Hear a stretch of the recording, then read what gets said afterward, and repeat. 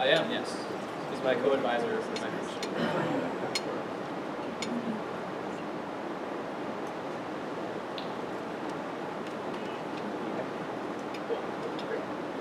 Alrighty, thank you guys for listening to me today. I'd like to introduce to you Timmy Kuhn and his uncle, and Jessica Myler and her grandmother. People like this are the reason I'm thankful to be researching dairy profitability. Almost 2 years ago now, I was working on a dairy farm when I overheard a conversation that really got me thinking. Our vet and the farmer I worked for were discussing the Margin Protection Program, a national policy for dairy farmers. Established by the 2014 Farm Bill, this is part of the federal legislation that encompasses all public farm support. The Margin Protection Program acts as an insurance policy against volatile markets. So how does it work? Farmers report their milk production for the past 3 years, and at the highest level, they select a percentage between 25 and 90%, and then they select a dollar amount between $4 and $8 in 50-cent increments, and this is their selected coverage level. So when their calculated margin falls below their selected margin, the farmer gets paid out the difference between the two. So now I'll bet you're wondering, what are the details and how this margin is actually calculated? It uses the difference between milk price, which is the dairy farm's main source of income, and feed cost, which is notably their highest cost associated with production, and it uses a national set of representative prices.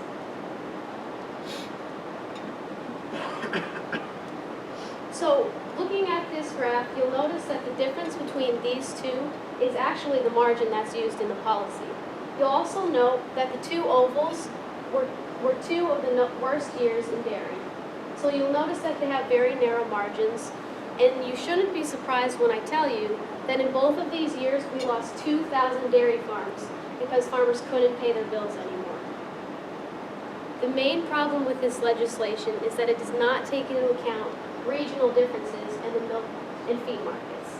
The United States is broken into different regions where some experience high feed costs and low milk prices, and others experience low feed costs and high milk prices. Therefore, using one set of nationally representative prices does not capture a regionally representative margin. So my research constructs a model that represents 15 of the major dairy producing regions in the United States. You're not like, got me off. Sorry. 15 different regions. So this framework allows me to investigate what a regional policy might look like if we were to put in the 2018 Farm Bill a regional policy using the same framework, but now we're accounting for that national variation in commodity prices. So I plan to keep communicating with the experts that are working on this reform for 2018, but at the end of the day, my job is just to keep people like Jessica Myler proud of me and make sure they're well represented in the legislation that protects their very livelihood.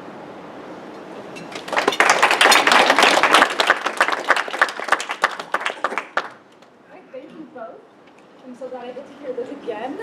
I loved listening to them all the time, because I did organize the 3MC last year, so it was a lot of fun. At this point, the scheduled festivities are concluded. So we encourage you to just, hang out, socialize, eat some more cheesecake. Thank you all for coming. I'm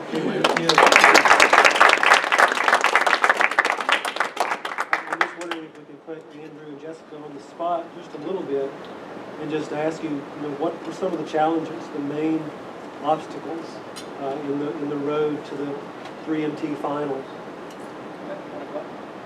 Yeah, I guess we're listening to the do you want to answer that first, or do you want me to? I'll go first.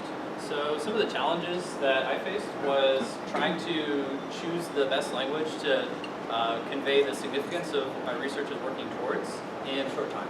And so I really want to get down to the distilled message of the importance of this research and not get bogged down in the technical details of the lab techniques or the specific growth factors that I'm investigating.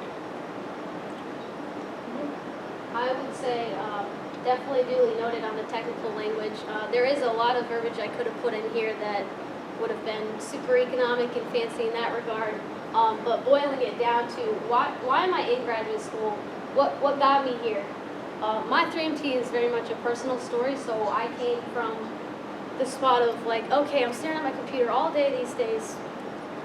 What brought me to this point, and how can I communicate that my thesis is not just something I'm trying to publish in a journal? It's so much more than that, and it's very real to the people that supported me to bring it so that I could come to graduate school. So how can I take what I'm doing here and convey to you all that this is so much more than just dry research. This is a real world problem. And making that powerful of a message in 3 minutes or less with really sharp language is a tall order. So that was my biggest challenge. Do you get other occasions to practice this skill in your curriculum, or is this one of the only opportunities you get to sort of imagine that you're speaking to the public? This is one of the only opportunities I've had to talk with my research to a general audience. So it's been really valuable, and it's helped me develop just a set of tools for communicating my research to the public. I would reiterate that I haven't had an experience or opportunity like this just within my normal program, because within my program I have the opportunity to speak to other economists, so they really want the technical stuff, but it's invaluable to challenge yourself to communicate with someone who doesn't have that academic language in your discipline. And also, what it's been as an opportunity for me is I've found myself in situations where someone at the grocery store says, you know, why are you studying this? Or some professionals back home that are in a different discipline are approaching me and saying, what are you working at? And what I found myself doing is re-delivering my 3MT for them, and then they're like, oh, wow. And I'm like, wow, I'm so glad I spent like 12 hours preparing this 3 minutes speech. Because people in my father's engineering department just like saw the video on Facebook, and they're like, whoa, this girl just used to be this little farm kid, and now she's like advocating for like research or something. So yeah, it's gotten me a lot of professional credit. So speaking as a grad student who does something kind of obscure, as we usually do at this level, what tips do you guys have for if we don't do the 3MT necessarily, but for condensing our research into a kind of deliverable package and not talking someone's ear off about it? Related to something that has an emotional grounding in people, you can find common ground with the research you do with anyone. I think people are motivated about these topics, and revealing why these topics are interesting and why people devote their entire lives to researching them is generally pointing out some sort of intrinsic human satisfaction that you get from pursuing that question. I would reiterate that too, is finding the human element, and that's actually the biggest question in the workshop that I pose to the people that prepare the workshop is, I'm a social scientist and I'm studying dairy. First of all, how do I make that make sense to a lay audience, and let alone how do I convince them to care? It's a big question, but once you sit down and you figure that out and you've got it, just as a graduate student, there's probably nothing more powerful than being able to like, hey, I can have a conversation with anybody about my research, and at the end of it they go, that's I care now. I mean, if I can do that with like a dairy policy thing, I believe in you too. And we saw some really great examples of 3MTs during the preparation workshops that were from every discipline you can imagine. And everyone was able to present what they were doing in a really motivating, inspiring way. So maybe it's as for you as simple as writing, hey, can I write in 4 sentences what I'm spending my whole life on, and just toy with it until you find yourself believing it. So I want to give props to the people who organized the event, because without that organization and that support, an event like that couldn't be possible. I know from my perspective in the audience, being able to hear in 3 minutes the variety of topics the graduate students presented on was really, really intriguing, very entertaining even, I would say. Entertaining. I'd love to see more of that as well. I recognize, again, that's a lot of work on the part of the organizers, and you guys did a very good job of doing it. Are there any other opportunities to have more events like this and engage more graduate students? There can be, Yeah.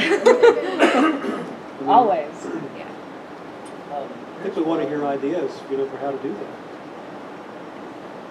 I mean, I have some now. Yeah.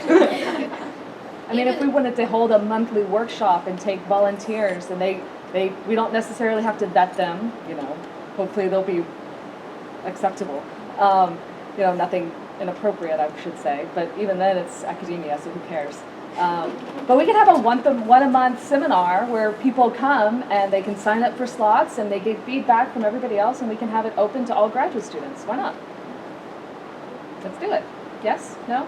Yes, and I think maybe have some of the finalists from Yeah. September and October kind of go first and kind That of, would be great. yeah. I think it might be nice if you pitched it as like an elevator speech competition. Yeah. Talking about how that's helpful when you're at a Perfect. conference or out applying for jobs That's too. a great idea. Because it's really hard to do that Mary, why are you extemporaneously. leaving me? Because I have a job, I have to leave. I'll have to be fine. I'm not okay with this, but whatever. You can visit.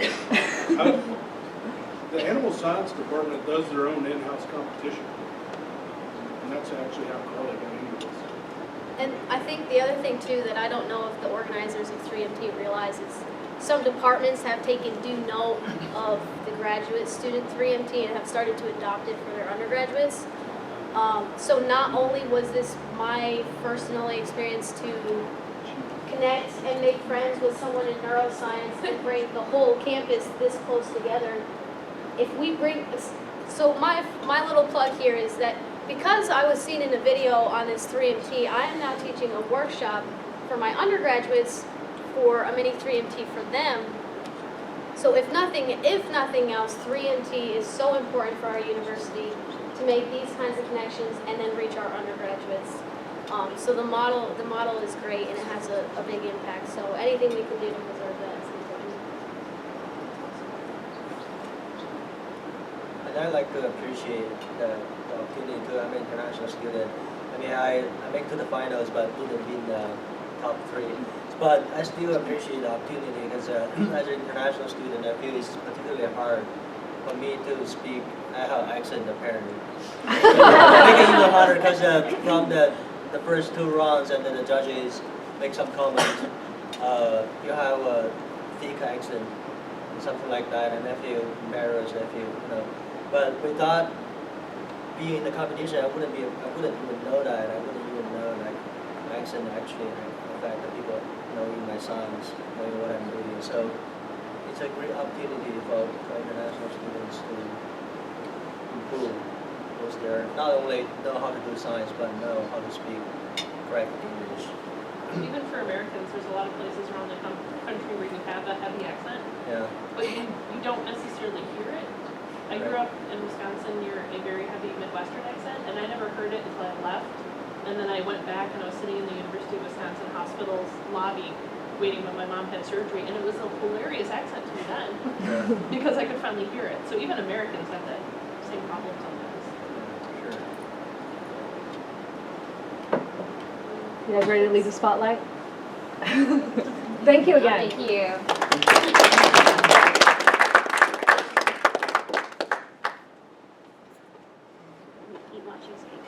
Seriously, y'all don't have to just sit there.